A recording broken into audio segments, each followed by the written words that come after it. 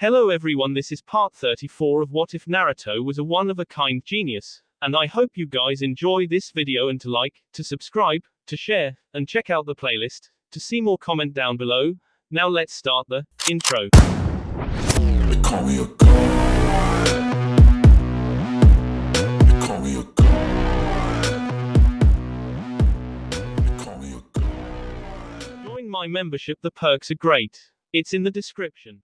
Obito looked down at the army of white Zetsu clones with one thought in his mind: getting the Bijuas to continue with the plan.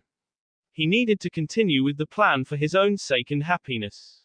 This fake world could not continue to be a problem to the real world he wanted to bring, a world of happiness and a world that had Rin. Nagato turning against him was a problem and he couldn't attack the man head-on as things stood. Obito trusted his abilities, but Konan and Nagato were two people he didn't want to fight now and when they were not separated. He would rather pick on them one by one before getting the Rinnegan. Are you thinking of taking the elemental nations to war? Zetsu asked. At this point, it is the only thing that can get all Bijuas to be gathered at one place. If that happens, we can work on separating Nagato from Konan and get the Rinnegan. This is a possibility. I cannot wait anymore without doing something about Nagato's actions. This isn't what I had in mind, but there is no way of avoiding it, Obito said. It will be difficult trying to get the elemental nations to fight against me, even if I do announce myself as Madara Uchiha. Well, he could always plant the seeds of doubts and manipulate things in the shadows to drive this world into war. Wars were started over simple things and it wouldn't take much to start another one again, and should that happen, it would make things easy for him. Perhaps even Nagato will realize that he has to gather Bijuas for the sake of peace. He will no doubt wish he had his weapon to end the war once it does start. Maybe then, he would betray Naruto and turn to him again. Anything was possible in this world of shinobi. He just had to find the right people to manipulate and control. Kirigakure. Looking at the response from the Sandaime Tsuchikage, Mei wondered whether she should really go to the Earth Country for a meeting with the old geezer. But she didn't have to refuse the meeting because it would mean she wasn't serious in trying to strike an alliance or a trade deal with the Hidden Rock. Her problem was the old man's insistence that they meet in Iwa, and he was rather firm about it in the letter. Mei didn't need to read it twice to get it. She would have to go, but things would change for Naruto. The only reason she had even bothered writing to the Tsuchikage was because of him, and if the old man wanted the meeting to take place in Iwa, he would not get his chance to ambush the Tsuchikage's granddaughter or the old man himself. If he was going to get that chance, she would have to find a way to take him with her to the Hidden Rock. Thinking of it, she could simply take him as a hired personal guard. It might raise some tensions before they even talk, because she understood that his father hadn't been a famous person in the Hidden Rock. But there was no way around it. If the Tsuchikage couldn't get over things from the past and wanted to take revenge on Naruto for what his father did during war, then he wasn't the kind of person she wanted to ally herself with. With that in mind, the Godai Mizukage summoned out to her office. The man was quickly brought in. Looking at the seal on his left eye socket, Mei couldn't help but frown once more. If she took this man to Konoha, it might raise problems given that he has the Byakugan. The Hyuga were very protective of the Dojutsu and would not look at him fondly upon seeing him. But she had no way to avoid this, did she? At least Ao didn't get it through means of capturing a Hyuga clan member just for the Byakugan. In 2 days, Mei started in a slow, yet firm tone.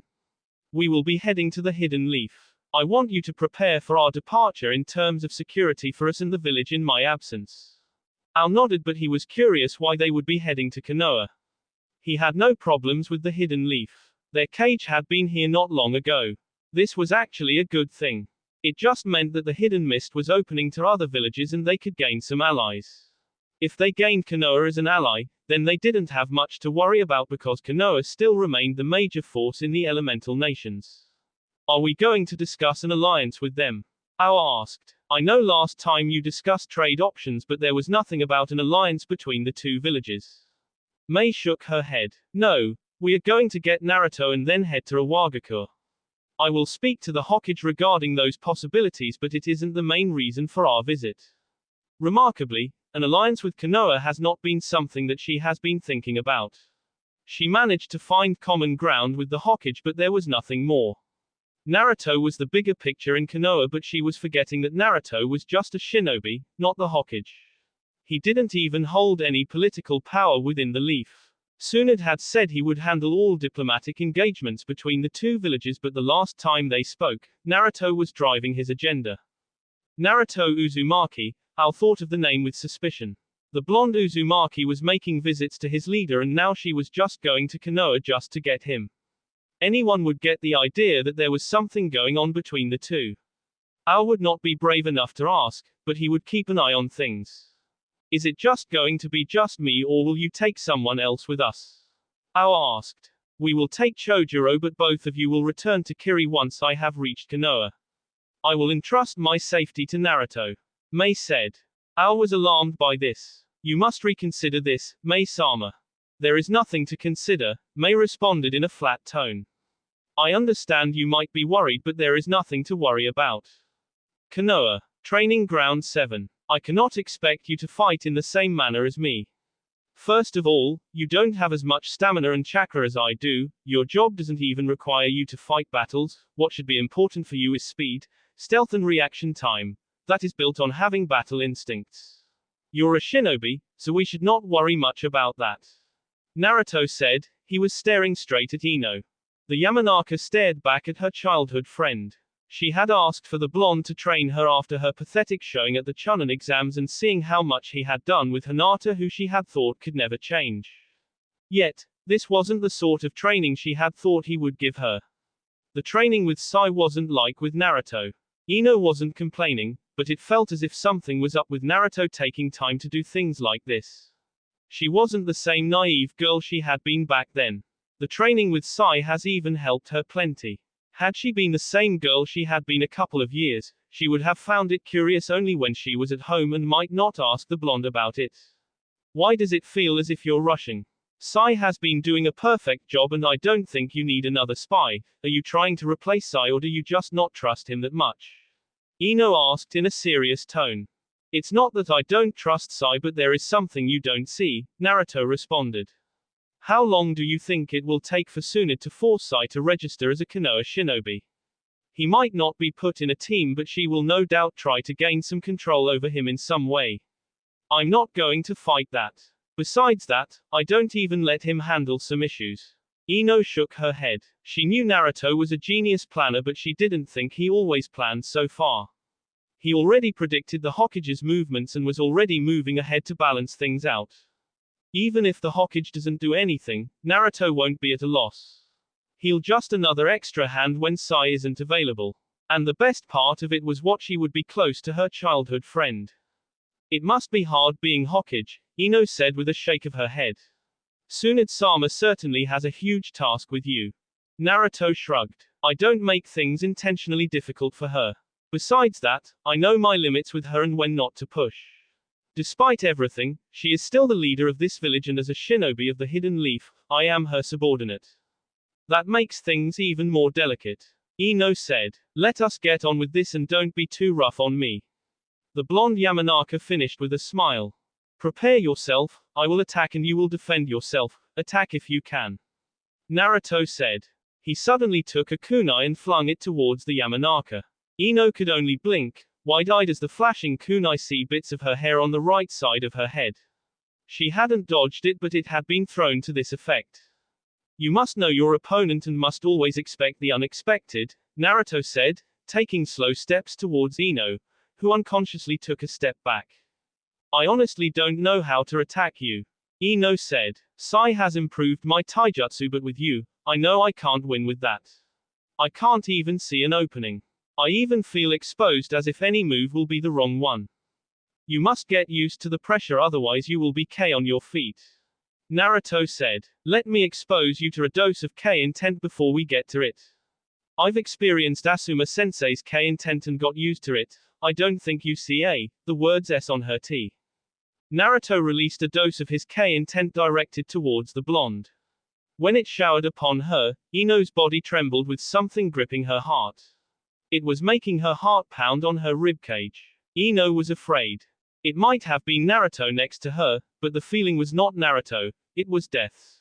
The sweat all over her face was a testament to that. She couldn't even stay on her feet for too long before her knees gave away and she fell. Naruto released his hold. The moment he did, the Yamanaka started breathing heavily as if she had been deprived of oxygen for a couple of minutes.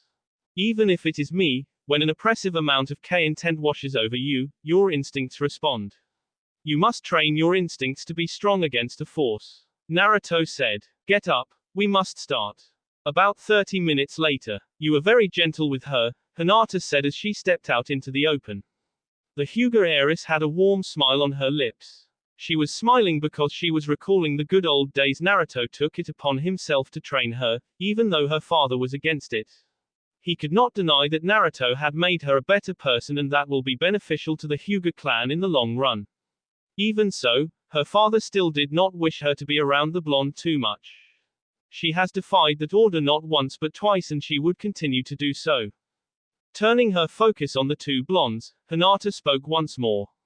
When you were training me, you were not afraid to put me through pain if you felt it was necessary. Naruto didn't offer an immediate response to this. He first looked at the Yamanaka girl for a moment before turning to Hinata. Circumstances were different and I don't think I am spoiling Ino with her training. I'm not even the one who is handling it. I am merely filling in. But he could not deny that she was trained differently from how he did it with his former teammates. Not to mention with how he conducted his own training. Ino didn't even need to be a powerhouse, she only needed to know how to run and evade. He wanted her to focus on intelligence, nothing more. In that kind of environment, you needn't carry weapons of destruction to survive. The speed of escaping dangers and the stealth to hide whenever the situation requires it were the most fundamental physical elements the Kunoichi would need. Yes, you say, Hinata said. Hello, Ino, I see you've back to the younger days, where you were around Naruto-kun a lot. Ino looked at the Hyuga with a watchful eye for a couple of seconds before moving closer to Naruto. She clung on his left side, holding his left hand firmly, almost in a possessive way. Hinata had always watched Naruto and he had been her sensei. She improved and became not just a stronger person physically, but mentally as well. Hinata of the old would not have had the confidence to stand before them and speak like this. But because of this person, who had ignored her and focused on training other people, whilst people laughed at her a pathetic Kunoichi, Hinata was a different person. Ino could almost admire her and with how Naruto treated her. This is where I belong, Ino said with a smile. What brings you here? I came to speak to Naruto, Hinata said and turned to Naruto. She didn't mind speaking with the Yamanaka present. I just came to tell you that father has been seeing former advisors of the past Hokage. I don't know what the deal is, but they seem threatened that soon it allows you to do as you please. If you were still handling Neji personally, you would have known already. There has been a lot to do these days, Naruto said. I knew they were planning something against me when I returned from my training trip. There are measures to deal with it, they were a bit extreme though. It was most or less just silencing them. Naruto could not think of any other way to handle them without them. He could use Shisui's eye but he didn't want to depend on it or use it needlessly. I just thought you should know, Hinata said before turning away. She then suddenly stopped. There has not been great joy in the fact that the Uchiha are preparing to take their seat once more in clan heads meetings. With that said, Hinata walked away. The Uchiha have not been the most loved clan by anyone in the village. It was truly a pity though. It was always suspicion with them, always the thought that they could use their powers to do evil. People feared the power they could not control in that manner. That was just the human nature but Naruto hoped that people would be rational at times instead of allowing their fears to get the best of them. You didn't need to prove certain things to people, they just needed to think to understand them. In most cases, people were willing to run away with the first thought. Being busy with the things of the outside meant that he was missing a lot with what happened inside. Then again, he didn't care for much what happened within the leaf if it didn't affect his mother in any way. It was rather nice for Hinata to warn him like this, perhaps it was returning the favor for what he has do for her. She has been giving and giving, isn't it? He might not even come to a point where he has to claim everything he has given her, but there was not really a problem with that was there. You know, I actually thought you'd corrupt Hinata, but despite being trained by you, she remains a gentle person who is kind to everyone, Ino said, looking at the back of the disappearing Hyuga. She probably has not met anyone so pure-hearted as the Hyuga. When I first looked at her, Hinata was something both annoying and interesting. I'd never thought I could meet a human so pure and innocent. She was this little thing I wanted to raise, for my benefit, but at the same time, I wanted to preserve her innocence. Most of my life, I'd been accustomed to seeing humans whose behavior was rotten and undesirable. I had asked myself whether such a thing called human could ever be good. But when I got to know her, I realized something life-changing. Ino absorbed everything silently and went through a couple of thoughts before nodding to herself. There has always been a part of you that I never really wanted to talk about or even mention. You were fine though, but perhaps it is that little dark side that made me call you my Black Knight. When we did grow, you really did drift away from me. You are here, Ino, Naruto said. You should also come to my home sometimes. Mother worries that I don't have friends my age. Ino smiled, shaking her head. I thought that part of you was gone, she said. You want me to visit your house when your girlfriend is there? She asked with a raised eyebrow. Just because Yugao is there doesn't mean that a good friend of mine should no longer visit me. I used to go to the flower shop all the time when mother said so, Naruto said with a shrug of his shoulders. Or, would you rather be a secret lover of mine? Are you into that dramatic part of life with secrets, love, lust and lies? Ino stared for a second before smiling slyly. She leaned over to Naruto and whispered into his right ear. Would you like to find out? She asked, the palm of her right hand on Naruto's C. That is a dangerous game, Ino, Naruto said, but still with a small smile. I'm not fond of it either. But I will do what I need to do. Well, you're very full of hypocrisy. You claim to hate evil, yet don't think twice in doing it. For your mother, you will do anything and you will use anyone without even thinking twice. Ino said, without displaying what she thought of that attitude from Naruto. Well, I don't complain much about it because to me, you have been a nice person. Naruto knew the kind of person he was. There was no need for anyone to spell it out for him, he knew full well. Most of what he did was just full of hypocrisy, but he did not care. The thought that there could be someone like him never really crossed his mind. He wanted other people to uphold moral standards, but he does not. Perhaps in such situations we applied a logical mindset. Either way, it didn't mask his hypocrisy. Still, he did not care. This world has already judged him to be a child of demon that terrorized this village and claimed its greatest hokage. Maybe a side of him even took comfort in the fact that he was in the way he was because the humans in this world were evil. It was perhaps a necessary evil that he must mask for the sake of his peace. Being called out by you, of all people, Naruto said with a shake of his head. It's not that bad, Ino said with a smile. I was, still and will be your friend. Past, present and future, huh? Naruto said. Let's go for a small trip to Suna. We will visit what you can call, a former friend of mine. Mother isn't happy with how things are with her and she wants me to solve them. Past and present. Naruto was more focused on the future, but the present did matter, because he was living in the present. This was what mattered. Perhaps that was why his mother wanted things to be right in the present, for happiness as she says. Once again, that was something that he never gave himself time to think about. His happiness has always been his mother's safety. Yes, things have changed, he has grown, but the truth was that he was struggling to adopt those changes into his everyday thinking. It was the consistent talk of shrewd dealings and trying to secure tomorrow for the better. His mother wanted him to live a happy life. It wasn't the first time she had told him this, and it wasn't the first time he thought about it.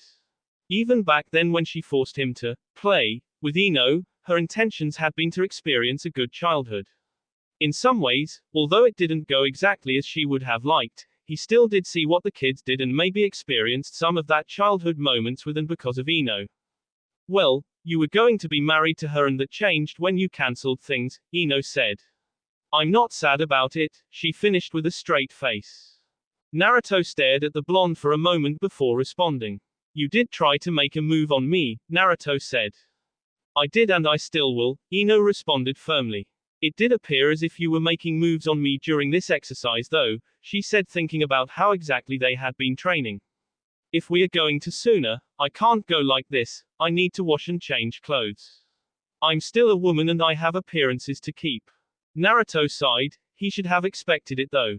I will come to fetch you in 30 minutes at your home. If you're still not done, I will drag you out. You can try, Ino replied with a smile. 20 minutes later.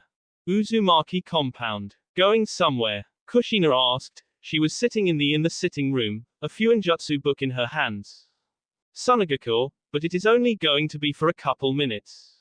No one will even notice I was gone, Naruto replied. Thinking of creating new seals. Kushina shook her head. I want to teach those who will be under this roof Fuinjutsu. You know that is the trade of our clan. We should still specialize in it. Naruto nodded in understanding. Seals were even the reason their clan was destroyed in the first place. Yet, Naruto hoped that it would not be the reason for another destruction in the future. This current world was severely lacking in terms of masters of Fuinjutsu, and if it became known that they were busy with those, some people would become nervous. They would be welcome to do so, but Naruto would annihilate anyone who tries anything. So long as he was alive, all enemies of the Uzumaki would be erased from existence. Have you thought of making a deal with Tsunade about selling seals? We could make special seals, say like explosives and seals for other uses. If Tsunade wants seals for something else, you can always consider how you can create them and sell them to her.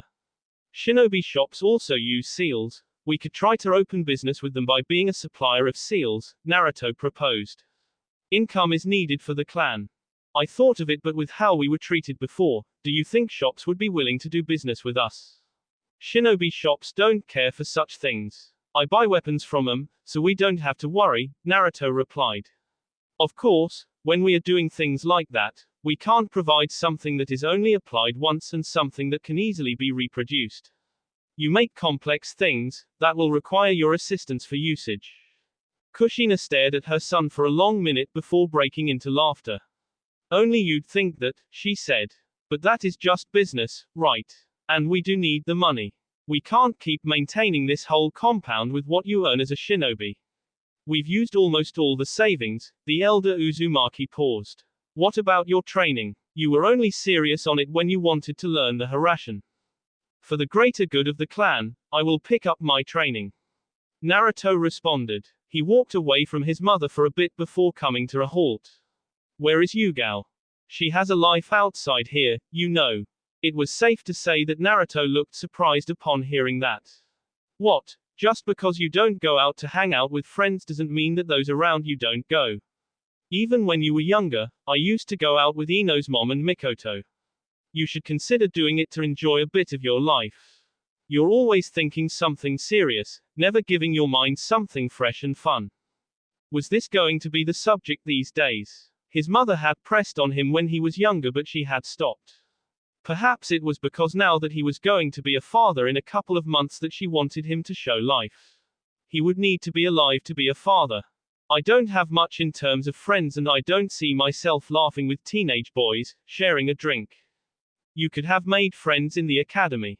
The outside world may have been unfriendly, but the kids at the academy were different, at least the ones in your class. Kushina said with a shrug. Aren't you a teenager as well?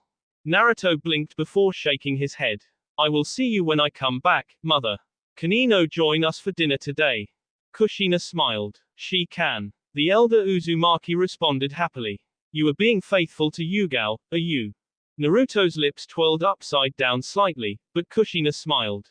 The only woman I can ever be faithful to is you, mother, the blonde said. I will not do anything to hurt Yugao, nevertheless. She has become an important member of our family, and it will be sad to see her leave because of my own actions. I'm glad to hear that. Kushina said. Extend my greetings to the Sand siblings.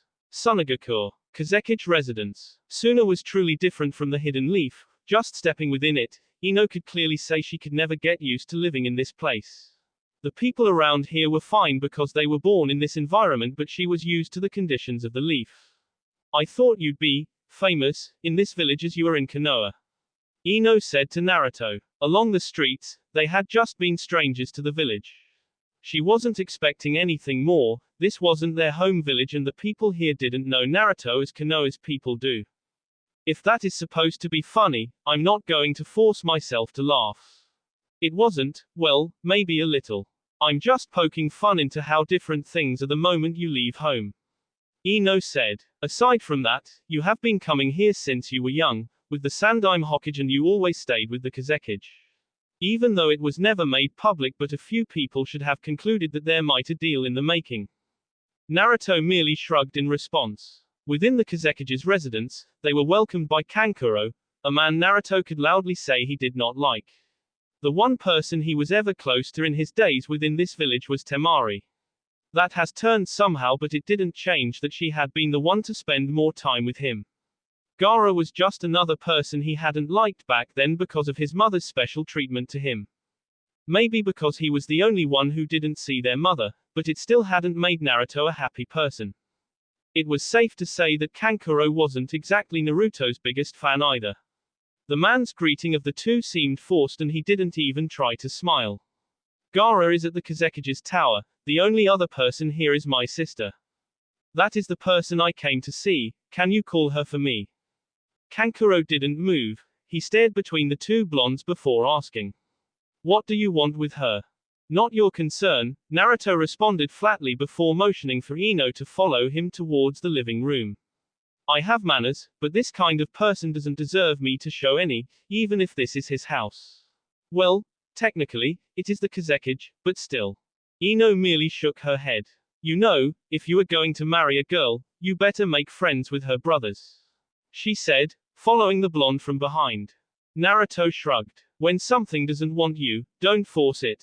When it is convenient, right? Ino asked. You ruin everything when you point out things like that, Ino. Naruto responded in a flat tone. But at least you learning something. Listen, you must be observant of everything, don't run your mouth because it might be fun. Understanding people is key to getting what you want. Ino chose to sit beside Naruto as they waited for Temari. Once settled, she responded to Naruto. You really enjoy this game of manipulation, don't you? Your father works with shinobi who teach people to get intel. He also uses his jutsu to get inside people's heads. That carries risks. Would you not want to do something less risky, as in simply asking for the information you need? Mind games, Ino said. Your methods are different from Sai. He gets intel mostly by spying. Listen, Ino, Sai does that because it works for him. His ninjutsu makes it possible for him to spy without even risking his life. You cannot play the same game because you don't have his jutsu. The methods we use are to sharpen our abilities. You should know your abilities and learn how to use them to their fullest potential. I will never teach anyone to be like me because no one has what I have, and I cannot teach you the same way I taught myself because you are not me. That is the way you did things with Hinata. Ino said. Hyuga was just taught to better herself rather than being turned into a girlish Naruto.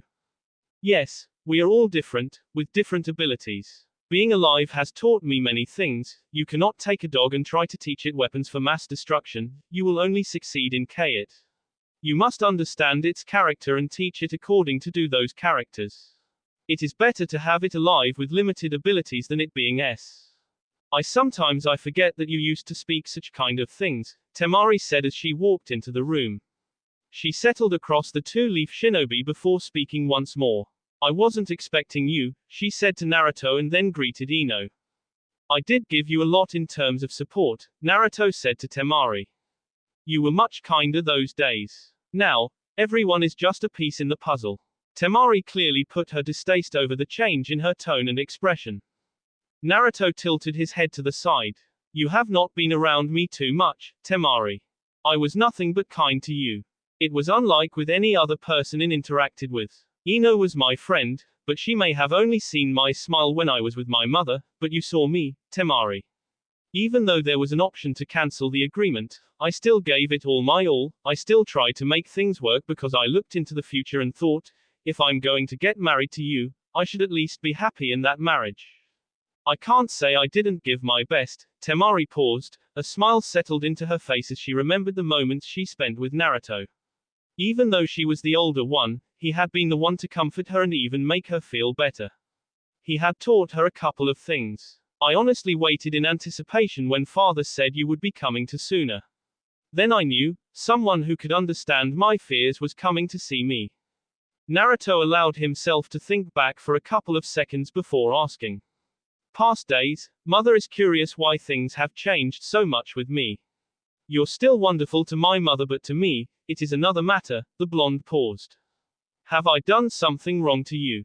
He was honestly curious because as far as he was concerned, he hadn't done anything wrong. I admit I have not been the best, but being around you makes me want to be on guard. That day you wanted to kill us, I realized something, when you comforted me. It wasn't because you liked or care for me, you just told me what I wanted to hear. You were merely playing the part your mother wanted you to play. Then there was my brother and his rise to become Kazekage. You're all over and some of the things that I get asked about you make me uncomfortable. You have never actually pretended to be a saint and you don't actually hide it. Those around you know you well, but there are only a few people who can actually get close to you to make that conclusion. It was interesting that someone like that could say something like that to him. But Naruto didn't think that Temari thought of all this herself. Gaara had to have influenced her thoughts. It wasn't to say that she was stupid. Far from it. The things that he did and what he was wasn't the reason he was here.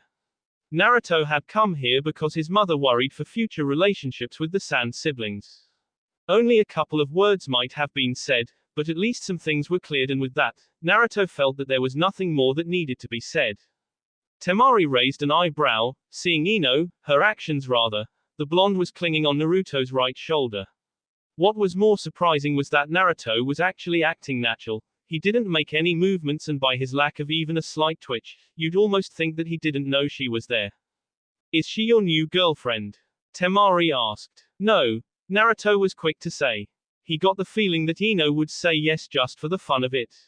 She just gets jealous when it appears as if I'm getting along with another woman. Temari appeared to think for a moment before responding. Well, if you were as nice to me to her, I can understand why. To those close to you, whether you care or not, you usually give attention. Naruto merely shrugged it off, opting against commenting on it. I only came here to share my mother's concern. I hope the next time you come to Konoha, you will be civil, he said, standing up. She extends her greetings. We are well, Temari said, managing a smile. You're not going to see my brother. Naruto shook his head. You're the reason I came here and we talked. It was short but fruitful. The blonde said. Let's go, Ino. The blonde Yamanaka tagged along as if she was tied to the Uzumaki. I'm not a jealous person. Of course, you are not.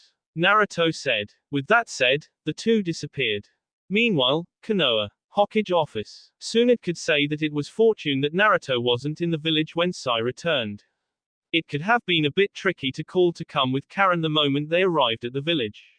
The Godime Hokage wanted to find out more about Karen and if she could give some information regarding Orochimaru. He might be but there were many things that he left behind. You must be Karen, Tsunade said to the red-headed girl standing next to Sai.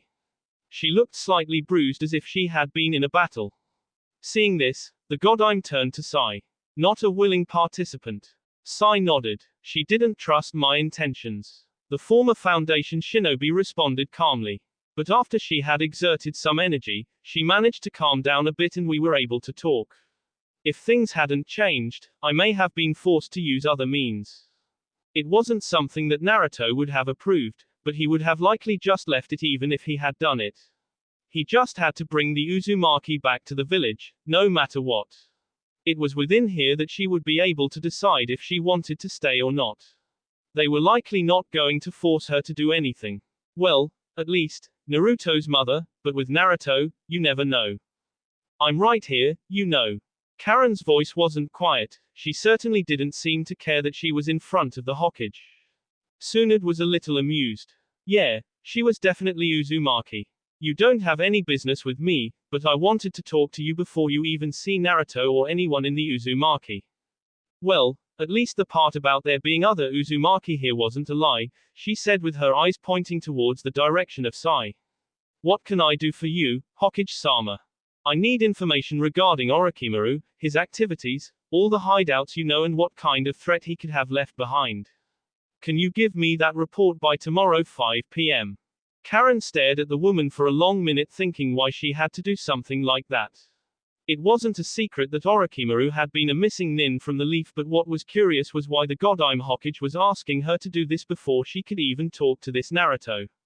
She had stated that she wanted to do this before Naruto set his eyes on her. What was so dangerous about this Naruto and what kind of a person was he? Sai didn't work for the Hokage. Karen could say that because he didn't wear the village's headband. Why do you need it? To clean up his mess, Tsunade said. You worked with him so you know the kind of things that he did. I'm sure in many of his hideouts there are many innocent people who were cast from their home villages to be used for his experiments. The Slug Princess paused before asking. How did you even come to work for him? Did you even enjoy working for him? The Slug Princess' tone was sharp when she asked the last question because it was truly important. She didn't want another Orochimaru living in her village. Then again, she even doubted that Naruto would permit someone with the same desires as her former teammate to live close to his mother even though they were Uzumaki. I did their experiments with Orochimaru and for him, but since I'm not under any interrogation, I can't say anything more. Karen said. She is a former Kusagaku Kunoichi and she participated in the last Chunin exams we held in the village. She has special chakra that heals people through a bite. Orochimaru took her to study it and she got comfortable around there enough to willingly work for him. Sai responded before Tsunade could say anything to Karen. Tsunade showed her surprise in her expression. The Uzumaki have always had special chakra, but Naruto just seems to have too much of it. Tsunade said in thought. I will need to see this ability of yours. And you will get me that report I want. If you refuse, I will hold you in an ambush cell for questioning for being involved with Orochimaru. You should know that's crime. Karen's body straightened upon hearing those words. The Godime wasn't certainly joking in her threat. It made Karen frown, but she should have expected it.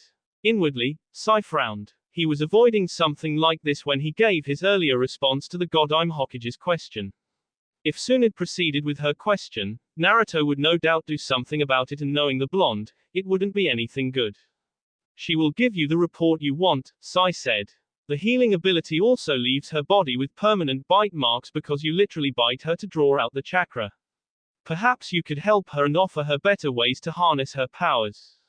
It was really an interesting thing, a curious thing. The medical researcher inside Tsunade wanted to take the girl down to a lab and start studying her chakra. She had medical ninjutsu and spent many years trying to master the art of healing, and yet this girl was just born with chakra that can heal. She was basically a living medicine, and Naruto had just brought her into this village. If trained perfectly, this girl could become another one of her best students. When you bring the report tomorrow, we will get to it, Tsunade said happily. She couldn't hide her excitement. The Hokage opened a drawer and took out a headband. She threw it toward Sai. Come later and you will be registered as a shinobi of the Hidden Leaf. We will determine your rank when we test you. Sai merely nodded. He could not refuse the Godime Hokage. Naruto might be scary, but this woman was the most powerful person in the village, and if she wished, she could call upon her Anbu to arrest him at any moment and even do the same for Naruto. Hi, Hokage-sama. Sai saluted respectfully. Satisfied, Tsunade smiled and told the two they could leave. Uzumaki compound. Sai stared at the house of Uzumaki, standing at the unguarded entrance. He wasn't particularly sure about getting into the compound when Naruto wasn't in the village. He had thought the blonde would be present, but due to his difficulties in getting Karen, he had taken much more time than anticipated. Are we not going to go in? Karen asked impatiently, glaring at the black-haired nin. This is where the Uzumaki live, isn't it? Why else would he have brought them here? As far as she had been told, she had been brought here to join her fellow Uzumaki. It was rather surprising and slightly unbelievable, since in all her travels with Orochimaru, she had never met any Uzumaki. To be honest with you, I don't live here and I'd rather not meet up with Naruto's mother. Sai said. Why? Is she scary? Sai shook his head. Maybe in the past, but she is older now. Then why don't you want to go in there? I don't have all day, you know, and I want to rest. Traveling all the way here was rather tiring, Karen said. She looked at herself and nodded. I also need to bath. Before Sai could respond, he heard a voice from behind. Sai felt relieved upon hearing that voice. Sai, Yugao asked, not sure it was him, but seeing the crimson girl beside the black-haired, she assumed so. Sai managed a flat smile as he faced Yugao. Hello, Yugao-san. The former NE greeted the woman. This is Karen, can you take her inside? He said before asking. Where is Naruto? Yugao blinked before glancing at the redhead called Karen. Well, The signature red hair was there to say she was Uzumaki. Yet, Yugao didn't feel particularly happy to know this. She had a feeling that Kushina would now focus on someone who was from her clan, someone who shared the same genes as her. Yugao shook her head. This girl wasn't here to take her position. Those were just some negative emotions she was feeling. As far as I know, Naruto should be in the village. Did you look for him? Sai shook his head. No, but I got that he was out of the village from the Hokage. Besides that, if he was here, I would have seen him already. Yugao adopted a thoughtful look for a couple of seconds. Naruto had said he was going to spend time training Ino and afterwards he would return home. He hadn't said anything about leaving the village. Could he have decided to do his training with Ino outside the village? You don't need to turn back because Naruto isn't here, Yugao said. His mother also wants to see you. The purple-haired said with a smile. Sai merely blinked in surprise. Yugao didn't say anything regarding that reaction. She turned towards Karen and offered her a smile. Karen Uzumaki, ha, I am Yugao Azuki, Naruto's girlfriend. Ha, Karen exclaimed. I thought Naruto was our age. When Sai nodded, Karen had something to say. Then, why is he dating an old hag? Old hag. She was an old hag. An old hag was Mikoto, the one Naruto got pregnant. She was too young to be called an old hag. She was a beautiful young woman who did not qualify to be called old. Repeat that one more time and I will show you who the old hag is, Yugao spoke in a cold tone. It was as if she was wearing her Anbu mask once more. Karen glared. If she wasn't tired from the journey and in need of a bath, she would be responding to the woman.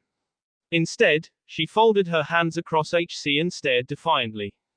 Yugao sighed. Just follow me, you two Sai. A couple of minutes later.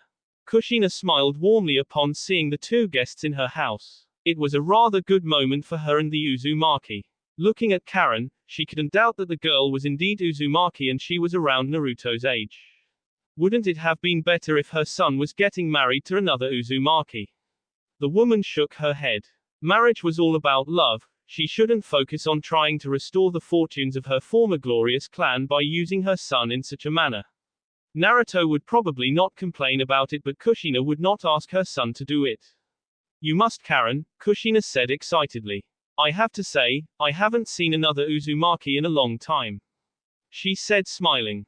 Your son, Karen said. She didn't need to guess that this woman was Naruto's mother. From what Sai told her, this was just about everyone in the Uzumaki household. I meant to say an Uzumaki with red hair, Kushina corrected herself. She just chose not to say that Naruto wasn't a full-blooded Uzumaki because his father wasn't from the Uzumaki clan. You must be Sai. The black-haired shinobi nodded his head but did not say a word.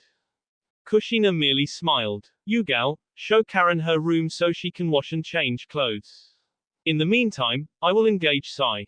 Yugao nodded. Follow me, she said to Karen. Once they were gone, Kushina stared at Sai with a serious mask on her face. Tell me, Sai, are you good friends with my son? He surely trusts you, but there is a difference between that and friendship. The woman was getting straight to the point. It wasn't what Sai expected, but he shouldn't be surprised. This was a woman who gave birth to that person. I can't say we are friends, but we have an understanding.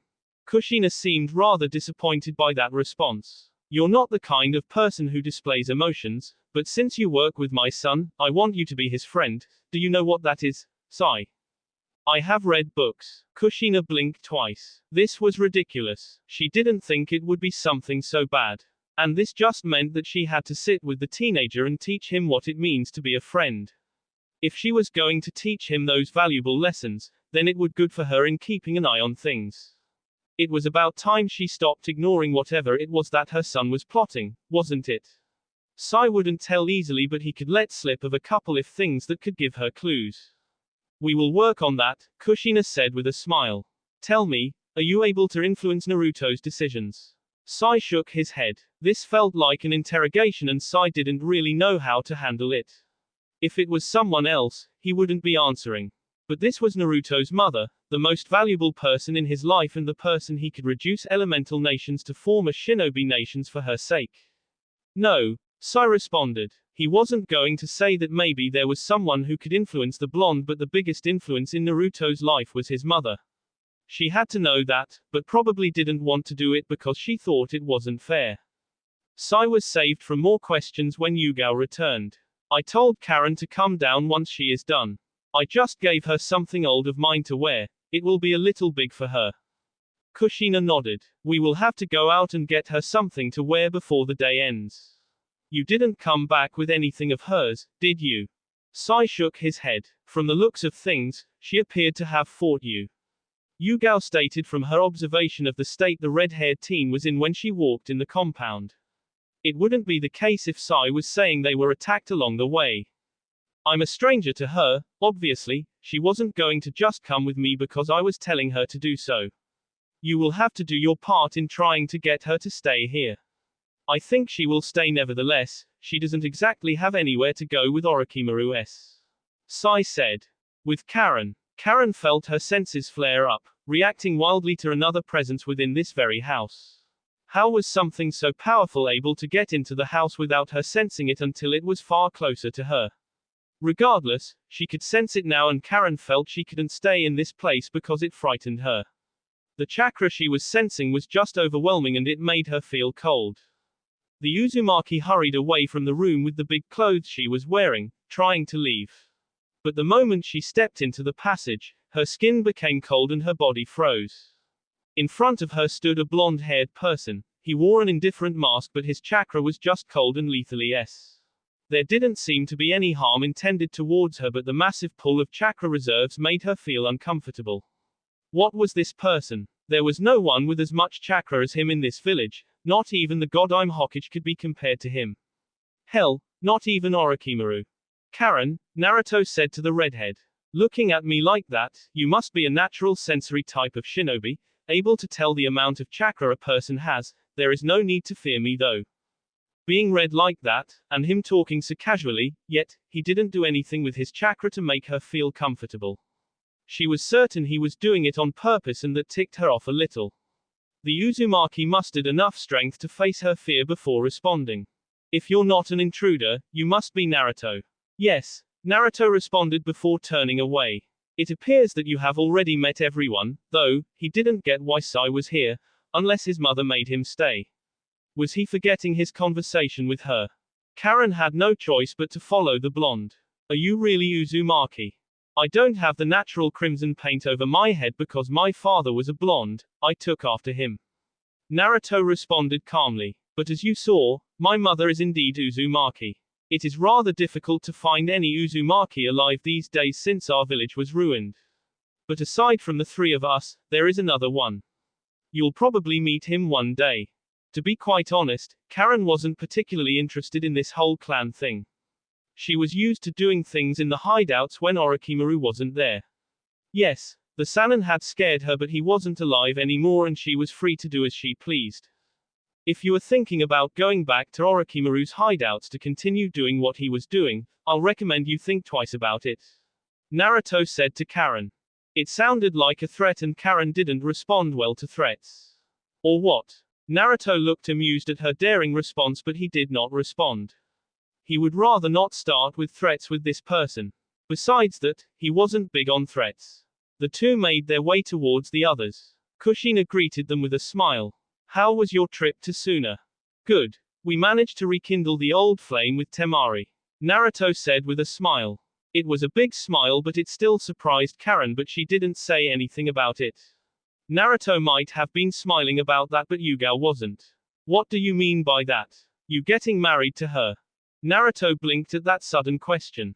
I never said, if I get married to Temari, it will be politics, but I don't think that is something that is necessary in the meantime. I'm just happy you solved issues with her. I look forward to the day they come to the village. We can have dinner like we used to when she came to the village or when we were at Suna. Kushina said happily. I don't want you to talk to Karen now before anything. You stay away from her. Why are you making it sound as if I'm a bad person who will corrupt her or say anything unpleasant to her? Naruto said to his mother, putting on a look on his face. Well, it's not like that would be off the mark. You have already said things, Karen threw in.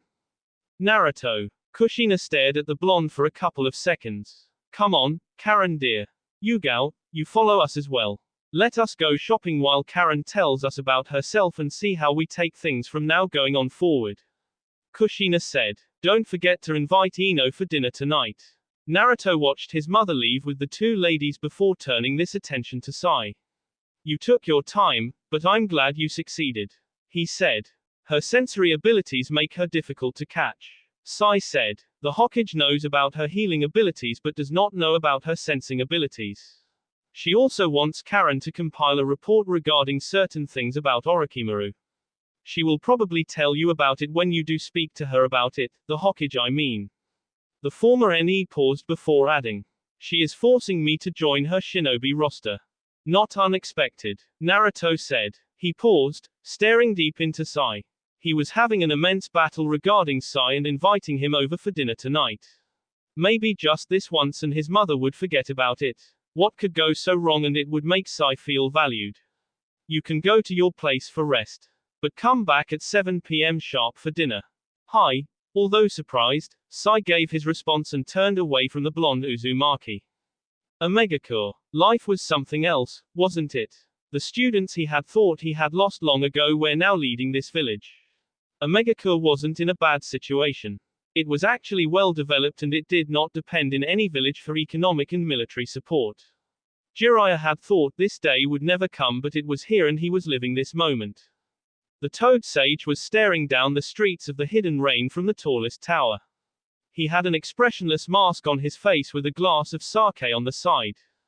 You're thinking way too much, Jiraiya-sensei. Pain said, walking towards the Sannin with Conan right beside him. The Sannin has been spending time within the village. Sometimes he went out drinking and returned drunk and sometimes he just sat there, looking at the streets with a lifeless look on his face.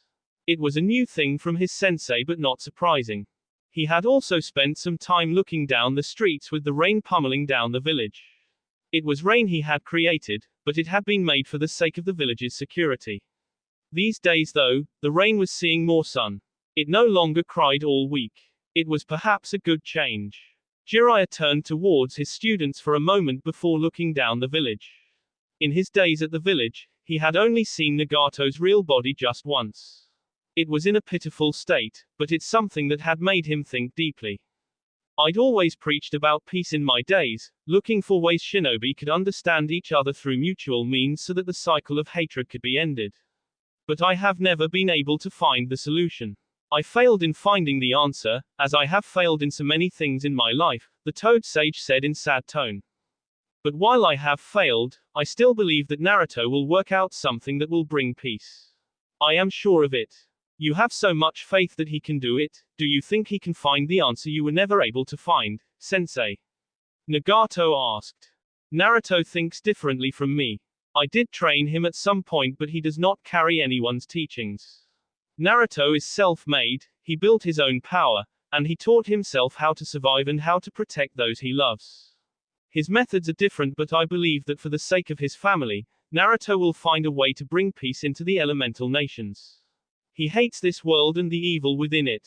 He tolerates it but if he didn't have people to care for, he would have already plotted ways to destroy everything with life. Humans are creatures who will make mistakes, sometimes we do wrong intentionally. We do not think twice when we can and are not above betraying those who trust us for a good price or our greed. A new voice spoke before Nagato could say anything. You stalk of peace in this world? Obito asked. So much needless blood has been shed in this world, and many innocent have s. For this, we must end it and create a new world. I never told you of my plan but with the collection of the Bijuas, we'd be able to create a new world of perfection. A world where everything is right and your dreams come true. A world of dreams. Obito said after appearing out of nowhere. But you no longer have a plan to collect the Bijuas, Nagato. Because of the decision you have made, I will show you that peace can never be achieved in this world. Very soon, we will see war. A small thing can bring the nations into war and I will plant those seeds. Do you think we will allow you to do that, Madara? I have already started planting the seeds, Nagato. You will see this world destroy itself. With that said, the masked Uchiha disappeared. Jiraiya frowned once the man disappeared. War. It was just ridiculous. What was that man going to do to bring war to the elemental nations? I knew that he would come back, Nagato said. We must take action before he plunges this world into chaos. Should we hunt him? Conan asked. Nagato shook his head. He will come back. We will be ready for when he comes. I will head out to Konoha to warn him about this. I will try to get some valuable intel about his movements. That will be all for this video. Be sure to like, subscribe, share, and comment down below for more videos. Goodbye.